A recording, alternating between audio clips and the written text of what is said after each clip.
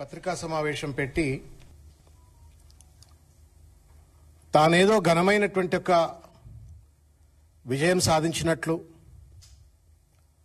తన మోసాన్ని, తన దోపిడిని, తన పరిపాలనా రాహిత్యాన్ని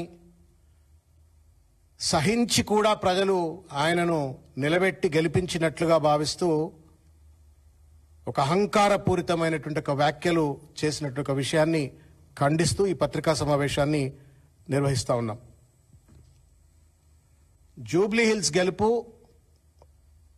రేవంత్ రెడ్డి పరిపాలనకు ప్రజామోదం కాదు. ఉప ఎన్నికలలో అధికార పార్టీ గెలవడం సర్వసాధారణమైనటువంటిది.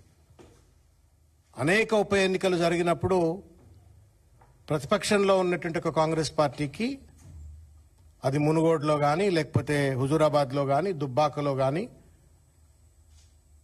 డిపాజిట్లు రాకుండా ఓడిపోయినటువంటి ఒక పరిస్థితి. గ్రేటర్ హైదరాబాద్ ఎన్నికలు జరిగినప్పుడు కేవలం 2 కార్పొరేట్లు గెలుచుకొని అన్నిట్లో దాదాపు 148 సీట్లలో డిపాజిట్లు కోల్పోయినటువంటి ఒక పరిస్థితిని రేవంత్ రెడ్డి గారు గుర్తెరిగి ఎగిరెగిరి పడకుండా కొంత హుందాగా మాట్లాడితే బాగుంటుందని చెప్పని భావిస్తా ఉన్నాం.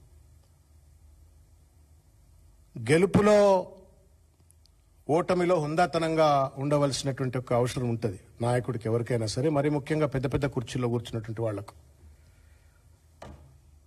తానేదో శుద్ధపూస అయినట్టు, తన ప్రభుత్వం అంతా ప్రజాస్వామ్యబద్ధంగా, రాజ్యాంగబద్ధంగా ఎన్నికల్లో ప్రచారం చేసినట్టు, ప్రజలు మెచ్చి నచ్చి ఓట్లేసినట్టుగా రేవంత్ రెడ్డి గారు శుద్ధ పూస పలుకులు మాట్లాడుతూ ఉంటే నవ్వాలనో ఏడవాలనో అర్థం కాల. దాదాపు పిసిసి అధ్యక్షుడు, 15 మంది మంత్రులు, 10 మంది ఎంపీలు, 60 మంది ఎమ్మెల్యేలు, ఏఐసిసి ప్రధాన కార్యదర్శి, కార్యదర్శులు, కార్యకర్త నుండి డీజీపీ వరకు పోలీసులు, ఎన్నికల సిబ్బంది అందరూ కుమ్మక్కైపోయి ఇంతమంది కలిసి భర్త కోల్పోయినటువంటి ఒక మహిళ మీద అనేక దాష్టికాలకు పాల్పడి, బీఆర్ఎస్ పార్టీ కార్యకర్తల పైన అనేక దాష్టికాలకు పాల్పడి 200 కోట్ల రూపాయలు పైచిలకు ఖర్చు పెట్టి, వాటిపైన కూడా విశ్వాసం లేకుండా గెలుపు సాధ్యం కాదని తెలిసిన తర్వాత ఎంఐఎంను కాళ్లా వేళ్లాబడి ఎంఐఎం శాసనసభ్యులను, కార్పొరేటర్లను పట్టుకొచ్చి బోగస్ ఓటర్లతో గెలిచిన తర్వాత కూడా తానేదో గెలిచినట్టు, అదేదో రిఫరెండం అయినట్టు, ఆయన ప్రభుత్వం అంతా కూడా అద్భుతంగా ఉందని చెప్పని ప్రజలు సర్టిఫికేట్ ఇచ్చినట్టుగా ఆయన జబ్బలు దరుచుకుంటుంటే నవ్వాలనా ఏడవాలనా అర్థం కానటువంటి ఒక పరిస్థితి. ఇది ప్రజలకు అర్థమైంది. పాత బస్తీలోనో, బీహార్లోనో, ఉత్తరప్రదేశ్లోనో, రాయలసీమలోనో జరిగేటువంటి ఒక rigging, bogus voting, booth capturing, booth ఏజెంట్లను బెదిరించినటువంటి ఒక వైనం జూబ్లీ హిల్స్, హైదరాబాద్ నడిగడ్డ అయినటువంటి ఒక జూబ్లీ హిల్స్ కు పట్టుకొచ్చి మళ్ళా తను రాజ్యాంగబద్ధంగా గెలిచినట్టుగా నాటకాలు చేస్తున్నటువంటి ఒక వైఖరిని తీవ్రంగా ఖండిస్తా ఉన్నాం. వాస్తవానికి ఎన్నిక, జూబ్లీ హిల్స్ ఎన్నిక రేవంత్ రెడ్డి గారికి జీవన్ మరణ సమస్య ఇది. అందుకే బీజేపీ వాళ్లతో కుమ్మక్కైండు, ఎన్నికల కమిషన్తో కుమ్మక్కైండు, పోలీసులతో కుమ్మక్కైండు, అసదుద్దీన్ ఓవైసీ, అక్బరుద్దీన్ వారి లాంటి వాళ్లతో కాళ్లబేరానికి వచ్చి ఇవాళ వాళ్లతో బోగసోటింగ్ చేయించుకొని ఇవాళ ఈ ఎన్నిక గెలిచి జబ్బలు జరుచుకుంటా ఉంటే దయ్యాలు వేదాలు వల్లించిన ఒక పరిస్థితి. జీవన్ మరణ సమస్య ఎందుకు అంటున్నాను అంటే, ఈ పదవి గనక, ఈ ఎన్నిక గనక ఓడిపోయి ఉంటే అనలిస్ట్లో కానివ్వండి, లేకపోతే ఢిల్లీలో ఉన్న సర్కిల్స్లో అందరిలో కూడా ఒక మాట ఏంటంటే, ఈ ఎన్నిక ఓడిపోతే రేవంత్ రెడ్డి పదవి ఊడిపోతుంది, ముఖ్యమంత్రి పదవి ఊడిపోతుంది అని చెప్పని తెలిసి ఎన్ని అడ్డమైనటువంటి ఒక దొడ్డిదారులు దొక్కాలనో అన్ని అడ్డమైన దొడ్డిదారులన్నీ దొక్కి ఈ ఎన్నిక గెలిచినటువంటి ఒక విషయాన్ని గుర్తు చేస్తా ఉన్నాము. ఇంకొక విషయం ఏంటంటే, చాలా సర్వేలు మీరు కూడా చూసుంటారు, మీడియా మిత్రులు చూసుంటారు, సోషల్ మీడియాలో కూడా సర్క్యులేట్ అయినట్టు సర్వేలు చూసుంటారు. రేవంత్ రెడ్డి నేతృత్వం వహిస్తున్నటువంటి ఒక కాంగ్రెస్ పార్టీ ప్రాబల్యం కంటే నవీన్ యాదవ్కు ప్రాబల్యం ఎక్కువండే. percentage of people acceptance was more for Naveen than Congress party and Revanth Reddy.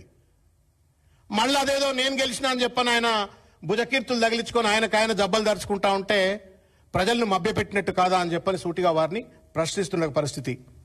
ఒకవేళ నిజంగానే గనక ఆయన నేతృత్వంలో పనిచేస్తున్న కాంగ్రెస్ ప్రభుత్వానికి కాంగ్రెస్ పార్టీకి బలం ఉన్నట్టయితే మొన్న 23 ఎన్నికల్లో ఓడిపోయిన అజరుద్దీన్కి ఎందుకు టికెట్ ఇవ్వలే? అజరుద్దీన్ ఎందుకు అభ్యర్థిగా పెట్టలే?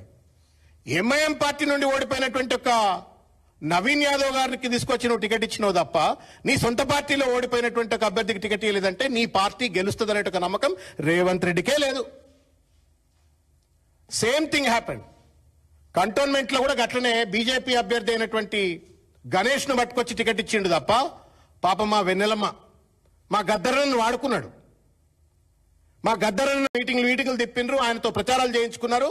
ఆయన బిడ్డకు టికెట్ ఇచ్చినట్టే ఇచ్చి ఓడిపోయిన తర్వాత మళ్ళీ అధికారంలోకి వచ్చినాక ఎన్నిక పెడితే ఎవరికి ఇవ్వాలన్న టికెట్ మీరు చెప్పురి, గుడ్డ మీద చేయబెట్టుకొని చెప్పురి. గద్దరన మీద గౌరవం ఉన్నట్టయితే రేవంత్ రెడ్డికి ఆయన అధికారం మీద ఆయన ప్రజామోదం మీద కనుక నిజమైన విశ్వాసం ఉన్నట్టయితే వెన్నెల గారికి సీట్ ఇవ్వాలా? వెన్నెల గారికి సీట్ ఇవ్వలే.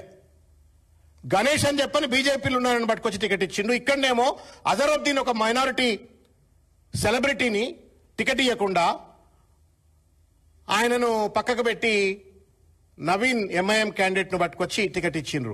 అంటే సొంత పార్టీలో ఉన్నటువంటి వాళ్ళందరినీ ఖతం చేస్తూ అటు బీజేపీ ఎంఐఎం వాళ్ళతో కొమ్ము కాస్తూ ఇవాళ టికెట్లు పంచి అదేదో దొడ్డిదారిన గుడ్డి దెబ్బ గెలిచినట్టు గెలిస్తే దాన్ని కూడా ఇవాళ ఆయన గొప్ప అని చెప్పని చెప్పుకునేటువంటి ఒక ప్రయత్నం చేస్తా ఉన్నారు.